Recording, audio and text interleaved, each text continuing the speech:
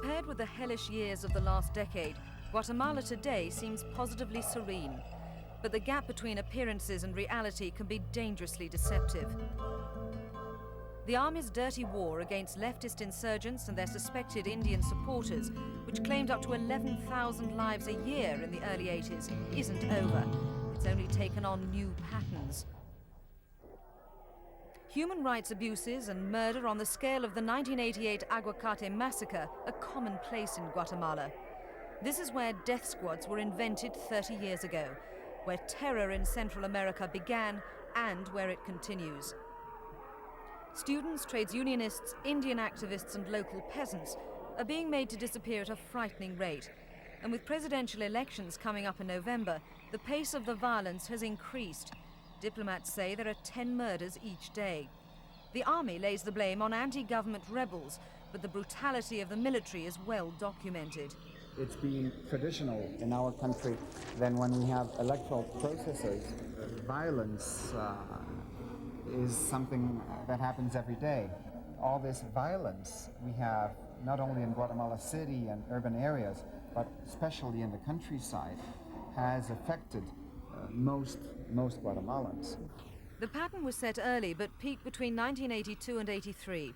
Thousands were slaughtered when the army moved against suspected rebels. It happened during the presidency of this man, retired General Efrain Rios-Montt, the dictator whose 17-month reign was called a period of genocide by the Guatemalan Bishops' Conference. Montt's government ended the same way it began, with a military coup. Many thought he'd been assigned to the scrap heap of Guatemala's macabre past. But now he's back and running for president. Yo no soy mano dura. I'm not a soldier who lives by the sword, but who lives by the law. And in order to have authority, I have to obey the law. And the most important law is to respect other people. So people's anxieties are purely hypothetical. I think they should reassure themselves that, as they already know, I'm not lying to them, nor have I abused political power, but I have remained within the law. Montt is making ground out of the mistakes of President Vinicio Cerezo. Elected in 1986, Cerezo was supposed to end the killings and push through reforms, but the limited opening for change, which followed his inauguration, narrowed 2 years later after the first of 2 abortive military coup attempts. In their wake, Cerezo abandoned any pretense of chipping away at military rule. The country became disillusioned, and the split between rich and poor became more obvious.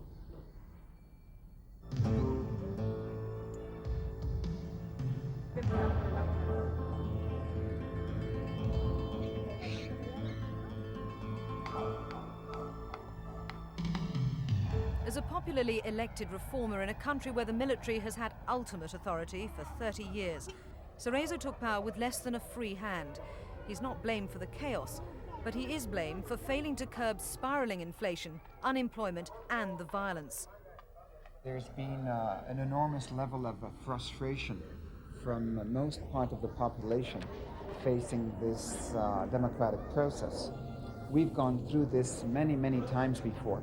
We've had 12 or 13 different constitutions, and we would like this one to be the lasting experience towards democracy. But then the civilians in power right now, the Christian Democrats, have been as corrupt. They've been as irresponsible in many ways as the military regimes. So people are asking themselves if this is democracy, if this is a system of political parties, should we really support this? And that's why this ex-head of state, ex-dictator, General Efrain Rios-Montt, is having so much support.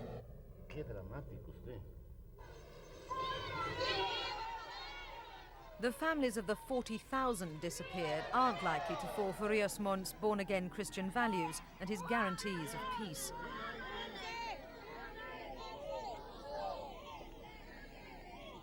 During the first 3 months of this year, there were more than 500 cases of human rights violations.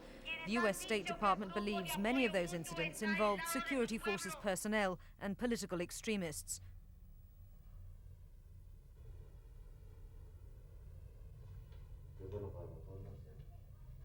Rosa Pu works for GAM, the Association of Relatives of the Disappeared. They believe Guatemala is being pushed to the edge of chaos by the military. A common army target, GAM remains one of its most vocal opponents, and to Rios-Montt himself. Those of us who know him realize he's telling lies.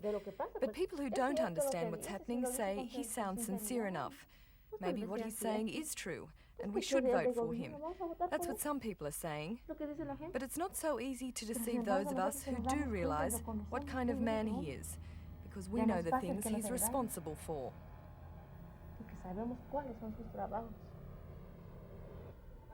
Rios-Montt has decided to ignore a constitutional ruling prohibiting former coup leaders from assuming the presidency. 7 candidates are running for the leadership, but none has the support of the former dictator, who believes that to nullify his candidacy would be a violation of his human rights.